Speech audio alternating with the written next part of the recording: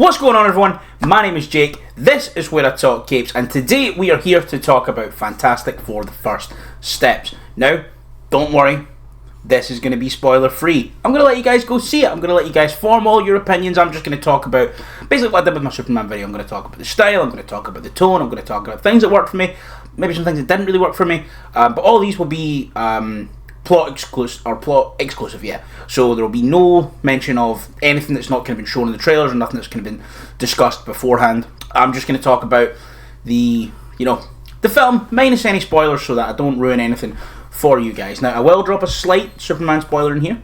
That's, I guess, a little spoiler warning. But apart from that, let's go. Okay, so first of all, I guess what everyone will want to know is what was my thoughts on the movie, what was my thoughts on Fantastic Four: The First Steps as a whole, and I absolutely adored it. I gave it 4.5 on my letterbox. Jake Talks Films, by the way. But just in general, I've been spending a lot of time thinking about this movie since 2019, to be perfectly honest, when it was first announced that Fantastic Four were finally going to be making their way into the Marvel Cinematic Universe. I was really curious as to see what that looked like, and curious as to see how that became a thing. What's going to make them special in a world that's already existed without them, and I think moving it to a completely different area, a completely different world, and making it a parallel, making it a multiverse story was the perfect idea, especially with where we were at the time. Because the Fantastic Four are a team that you cannot fuck up, you cannot do wrong when you're trying to introduce them to the MCU. The importance of the Fantastic Four to Marvel Comics and comic book history simply cannot be overstated. We can't really look at the history of comics without looking at the Fantastic Four, the same way that we look at Batman, Superman, Spider-Man, and the X-Men. These are such a foundational piece to making Marvel what it is. In my opinion, they're the most important Marvel characters in history, and I know that Spider-Man built the houses, and Spider-Man bought the mansions, and Spider-Man, paid for, all the holidays, but the Fantastic Four ultimately are what gave Marvel such a solid base and such a solid foundation to be able to go out and make X-Men and make Spider-Man rather, and things like that. The Fantastic Four has always been so synonymous with Marvel, and the fact that for so long Marvel weren't able to make these movies was awful. And I say awful, and obviously the rights were sold to Fox, things like that. It's whatever. All this is just a roundabout way of me saying I have been really, really excited for this since the minute it was announced, because in my lifetime, there has not been a good Fantastic Four movie. And to be honest, even with the unreleased one is also not a good Fantastic Four movie. I like the first one from 2005, but I also am aware it's full of flaws. It's not a good movie. I just have a lot of nostalgia for it. I think it's fun. I think it's silly. I think Chris Evans and Michael Chiklis really, really work here. However, in general, it lacks almost everything I would want a Fantastic Four movie to have, apart from it's got a lot of heart, I would say. But apart from that, I don't think it's good. I don't think Rise of the Silver Surfer is good. We don't speak about the other movie on this channel. So just in general, I've been waiting a long time for this. And again, kind of back to the point of Fox owning the Fantastic Four rights. For a while, Marvel didn't make Fantastic Four comics because Marvel saw that as promoting the competition. Why would we, make these comics? Why would we put these comic book runs out in the world when the competition is who makes these movies? And I understand that Spider-Man never really had to contend with that, but Spider-Man never stopped selling. Spider-Man never stops making money. People could stop reading comic books entirely. People will still buy Spider-Man issues. And the sales for X-Men and Fantastic Four had dipped, so Marvel just went, who needs it? And that point in time was when I was really getting into comics. So for me, to not have kind of ongoing Fantastic Four stories when I was growing up and really getting into comics sucked. So, as we approach the 6-minute mark of this recording, I finally want to say I'm so happy that the Fantastic Four are back in the zeitgeist. The Fantastic Four are back at the front of people's attentions. The Fantastic Four are back in people's minds and in people's kind of view and consciousness. And I'm very, very excited to see where we go forward from here. So, now let's talk about the actual movie. And where better to start than the cast? I said at the time, I've always been a fan of Vanessa Kirby as Sue Storm. I've always been a fan of Eben Moss-Backrack as Ben Grimm. Pedro Pascal and Joseph Quinn, they weren't two names I was immediately sold on. I think a lot of the names that got thrown around for Reed at that time weren't really names I was immediately sold on. I've never been overly sold on Krasinski ever since I turned 16, basically. Again, I wasn't entirely sold on Adam Driver. I wasn't the only person I've really been sold on from the get-go as Reed Richards was William Jackson Harper, who in my opinion should have been Reed Richards. But I think that the main thing with that is I was kind of hesitant to believe Pedro Pascal is the smartest man in the world.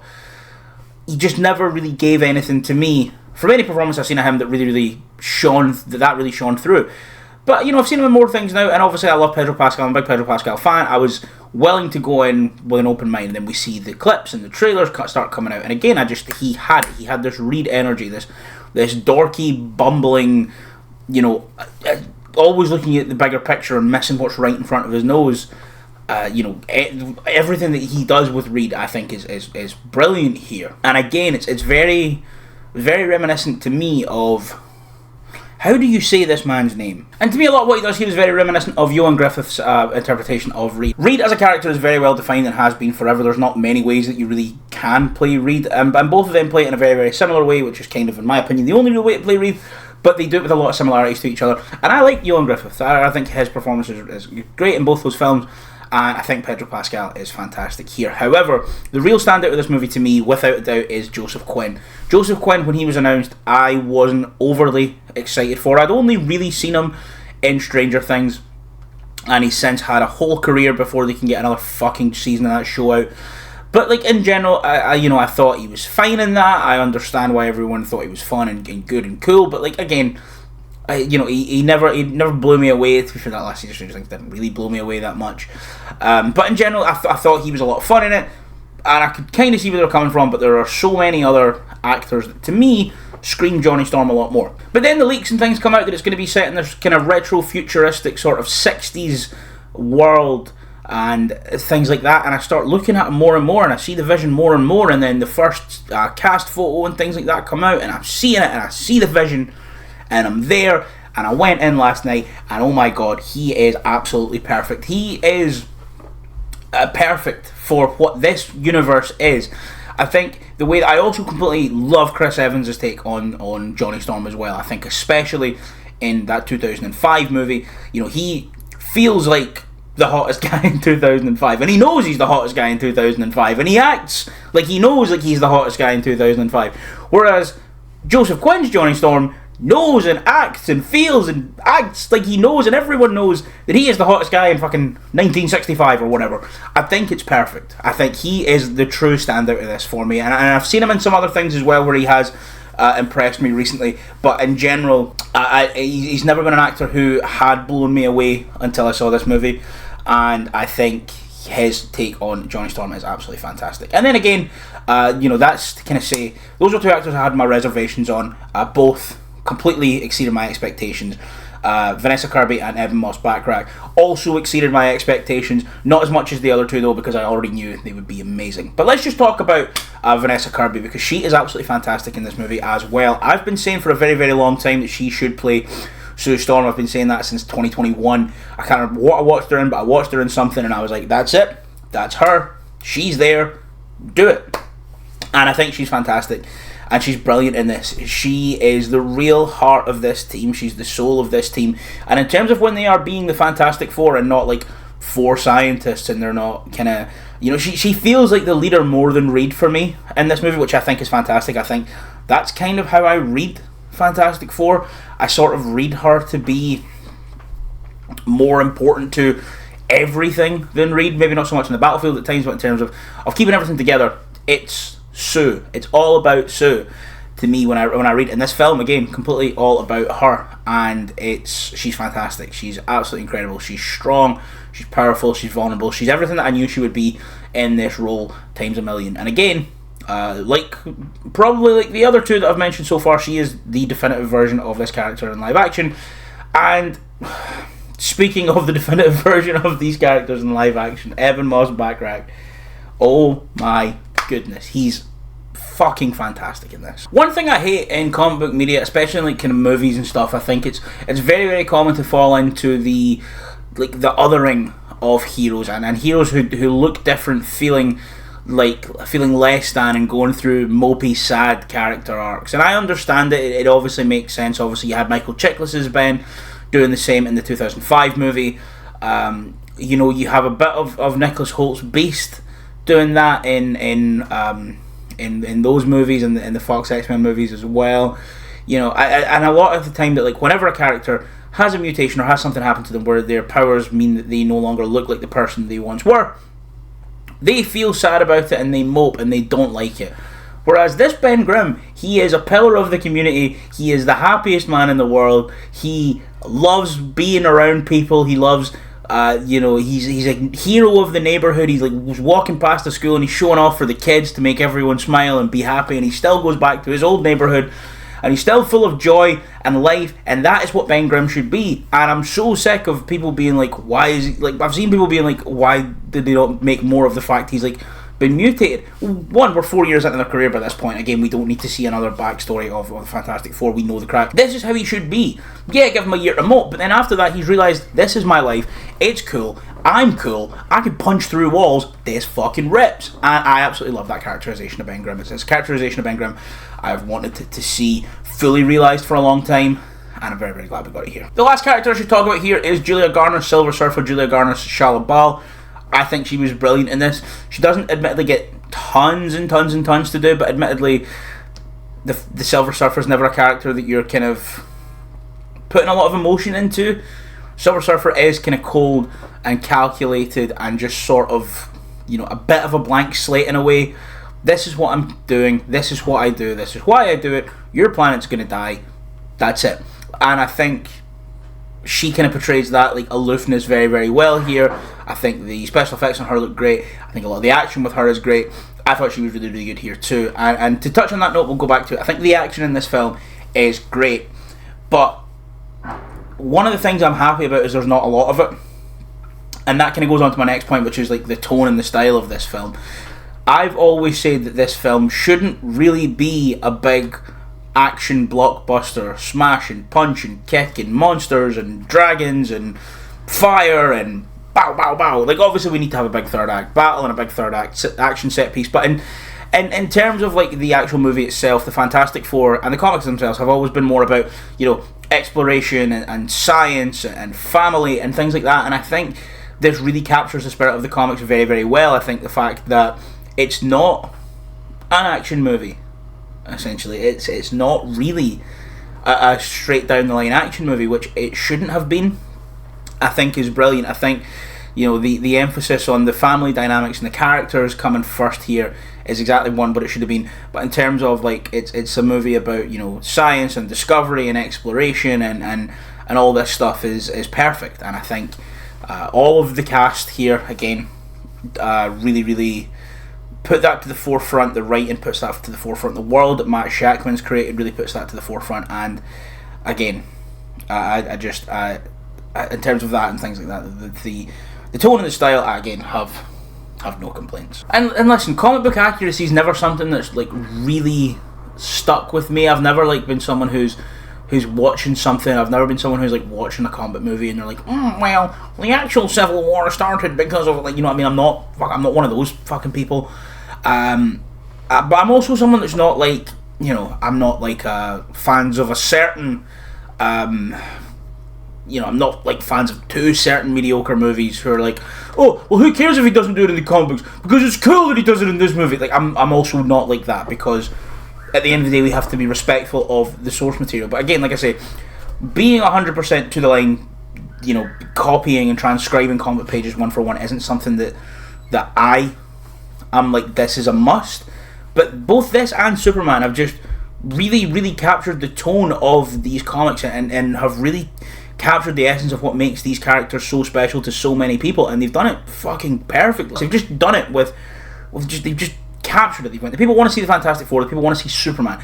They don't want to see a dark and gritty reimagining of the Fantastic Four and Superman. They don't want to see what I think could be interesting if we change this. They don't want to see the Fantastic Four, but they want to see the Fantastic Four. And again, the world created by Shakman here, this sort of retro futuristic, it's 60s, but it's this technological paradise and superpower and all this stuff. There's talk shows and everyone's watching the little tiny fucking TVs and stuff like that. Like, I think it's just amazing, and the world created here is perfect. And again, like I said, not having to kind of comply to the constraints of what's already been established within the MCU. is definitely a really bold choice made by Shackman and the rest of the creative team, but I think it works perfectly here because when we move these people across, we now then get to see them as the fish out of water that they should kind of be initially, and in this new world that's not theirs, and they remember what happened to their world and stuff like that. Like, I think it's perfect, but having us have this first movie set in their universe was perfect. And yeah, I believe it's 828. I was thinking, was that not the one from Doctor Strange? That's Earth 838. We find out why it's 828 at the end, and I'll not say that because it actually got me a little bit teary-eyed when they reveal why it's that number. I think it's 828, but it got me a little bit teary-eyed when I read that, when we find out why. Last few wee things then, just before I get on out of here, a few wee things that I adored. One of the things in the trailer, one of the main points of the trailer is Johnny Storm and everyone trying to get Ben to say it's clobbering time, and Ben keeps saying, no, I'm not going to say it, I'm not going to say it, I'm not going to say it. When he finally says it, oh my god, I nearly ripped the shirt clean off my back. And this is the Superman spoiler I was going to mention earlier. It's not really a Superman spoiler, it's a little thing. One of the things I've noticed in the market material, that there's at no point in any of the trailers or any of the posters or any of the anythings do we see Clark rip his shirt open to reveal the S. And we don't actually see that in Superman, which even is just like I mean, I know the closing shot is what it is, but even just at any point, just to see him rip the shirt open and the S be under there, I thought that would have been. I think it's a bit of a missed opportunity not having that in there. It's a 5-second shot. It's all you need to add, but that's like a little tiny nitpick. But again, seeing my reaction to its clobbering time, I imagine is also the exact same way I would have reacted if Clark had ripped the shirt open to reveal the S. I loved that. Again, I think one of the things as well that this movie does really well is it never paints Johnny as an idiot. It doesn't paint Johnny as the stupid one in the group. Johnny is still so capable and so smart and so clever that he can completely hold his own next to everyone here. And even though he is the wild card, and yeah, he's the young one, and he's not as smart as Reed, and he's not as as kind of brave and headstrong and as much of a leader as Sue, and yeah, he's not as much of the heart and soul as the team as Ben. He doesn't feel like an outcast, and he can fit in perfectly with all of them. I think the dynamic between Joseph Quinn and Eben Moss-Backrack is fantastic here. I think both of them play off each other perfectly. Really, really believable with both of them, and as well with all of them together. But I think they're to me the relationship that stood out the most, even more than Reed and Sue, because I thought they were just really, really funny together. Reed and Sue were incredible. Any more little quick fire points I want to get off here? Paul Walter-Hauser as Mole Man was a lot of fun. I think he's a fucking perfect choice for it. Yeah, it's just a great movie, and it made me smile the whole time, and I loved it. There was obviously a few wee things I don't want to say like a few things I wasn't massive about. There was just some things that I kind of think I would have liked to have seen a little bit more of. It is, fairly short considering what we've become accustomed to with the big Marvel blockbusters. I think it clocks in at a little bit under 2 hours, like 150, I think, 152 maybe, something like that. So it is a sub 2 hour movie, which I know a lot of us want, and I was more than happy with it. But I just think we could have maybe spent some more time, maybe a little bit more time with Galactus and the Silver Surfer, maybe a little bit more time with maybe we see them do some more kind of battles with other weird and wonderful, like obviously the John Malkovich Red Ghost stuff was cut, and I know that was apparently cut for pacing issues, but I still would have liked to have seen that. Just give us a little bit more, because we only really see them in a full Fantastic Four big fight, big battle. I guess small spoiler warning here, I suppose, is in that big final Galactus fight. But apart from that, I don't have any issues with this. They're fantastic. They're pillars of the community. Fantastic, I didn't mean to say that. This film is fantastic, pun intended this time. They're seen as pillars of the community. They're seen as everyone loves them. They're adored. They're beloved, and that's exactly what the Fantastic Four should be. So that's it for me today. Let me know what you guys thought of Fantastic Four: The First Steps Down in the comments below. But remember, keep it respectful. No spoilers. This is a no spoiler video. We don't want any spoilers down below in case anyone hasn't seen it. I really enjoyed this movie. But yeah, let me know what you thought down in the comments down below. Don't forget to like, share, and subscribe. Share this to all your friends and tell the handsome man on YouTube with the good Fantastic Four opinions. Once again, guys, thank you so much for watching. My name is Jake. This is Where I Talk Capes. I'll see you next time.